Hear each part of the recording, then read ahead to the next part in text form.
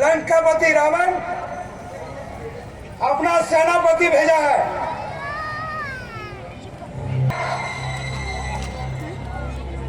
पता नहीं महाराज, उन्होंने कुछ नहीं बताया।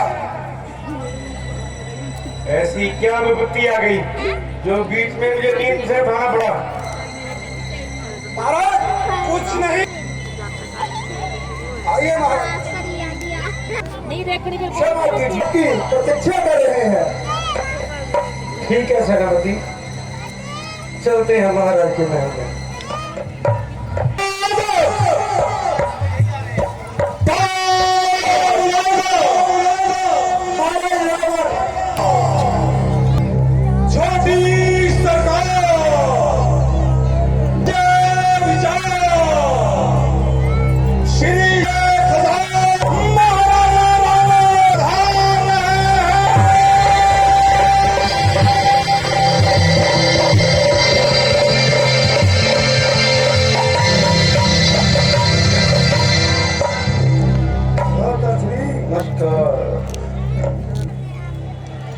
भैया कुशल मंगल से तो हो? हाँ कुंभकर्ण, बिल्कुल। दीर्घायु भव। महाराज, मुझे जो विरूपाक्ष ने सुनाया है, क्या वह सत्य है? लंका के बीच घेरा डाल दिया है और लंका पर संकट के बादल छाए हुए हैं। हाँ तात, इस समय लंका संकट में आ गई है। केंद्रित शत्रु ने और समय में ही हमारे योद्धाओं को मार डाला है। जब तक समुद्र पार के दूसरे स्थानों से और राक्षस योद्धा सहायता के लिए नहीं आ जाते, तब तक इस बची खुची सेना से लंका की सुरक्षा करना बहुत कठिन दिखाई देता है। लंका का कोष भी खाली होने वाला है, इसलिए भी तुम्हारा युद्ध भूमि में जाना आवश्यक हो गया है। काम से टक्कर नहीं ले सके तो इंद्रजित उसका सामना कैसे कर सकता? इसलिए अभी तक हमने उसे युद्ध में नहीं भेजा। आप स्वयं क्या रणभूमि में गए थे?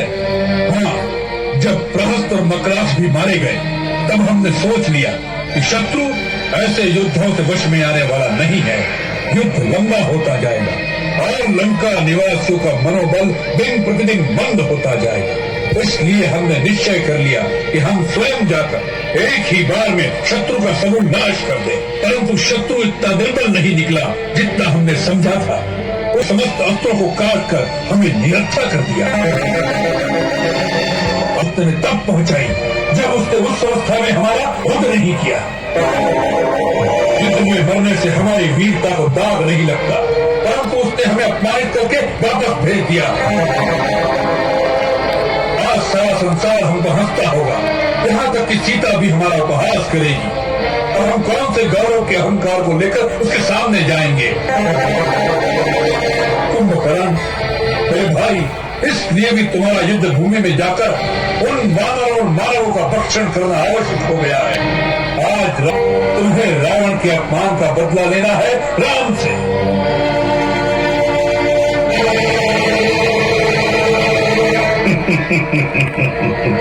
तीनों लोकों का विजेता रावण, जिसके आगे शस्त्रहीन, श्रीहीन और मानहीन होकर रह गया, उस पर भी आपने इस बात पर ध्यान नहीं दिया कि वास्तव में श्री राम कौन है।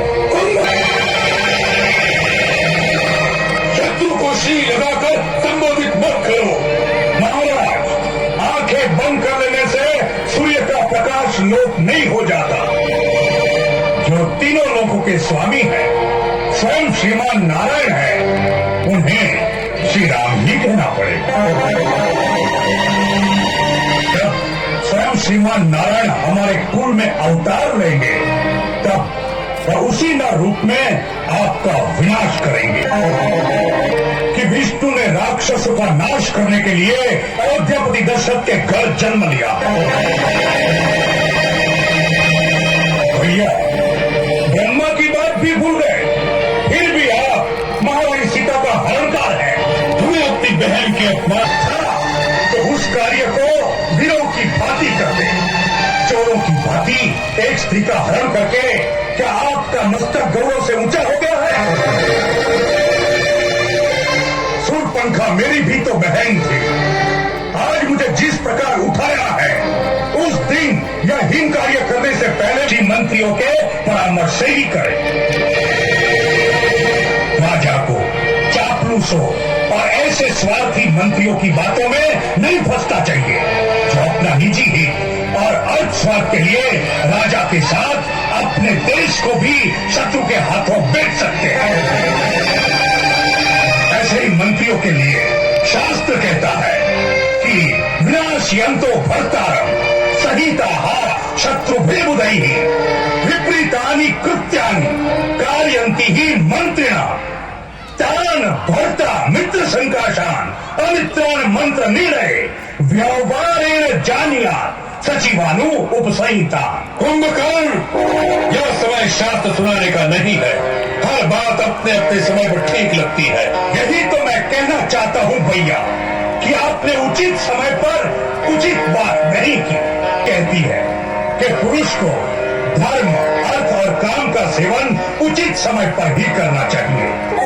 जैसे प्रातः काल धर्म का, मध्याह्न काल में अर्थ सेवन का और रात्रि में काम सेवन का विधान है।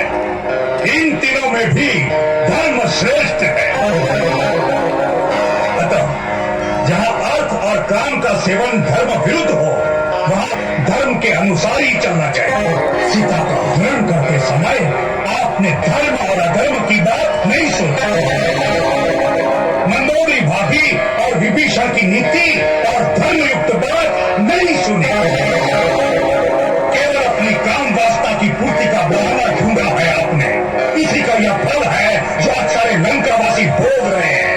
एक गुरु या आचार्य की भांति हमें उपदेश सुनाना है तो जाओ, जाकर फिर से सो जाओ। हमें तुम्हारी कोई आवश्यकता